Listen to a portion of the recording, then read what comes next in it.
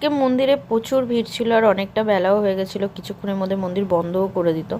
তো তাই জন্য আমরা এখানে চলে এসেছি। এখানে মন্দিরের বাইরে যেটা ব্রিজের কাছে আছে, একদম মানে স্টেশনের সামনের দিক, মানে স্টেশন থেকে বেরিয়ে এসে মন্দিরে ঢোকার দিকে তোমরা অনেকেই জানো এখানে পার্কিং আছে। তো ওই পার্কিংয়ে এসেই আমরা গাড়ির পুজোটা দিচ্ছি। এই গাড়িটা কিন্তু আমাদের পুরনো, মানে তোড়া যেদিন হয়েছিল 2017 সালে এই গাড়িটা নেওয়া হয়েছিল।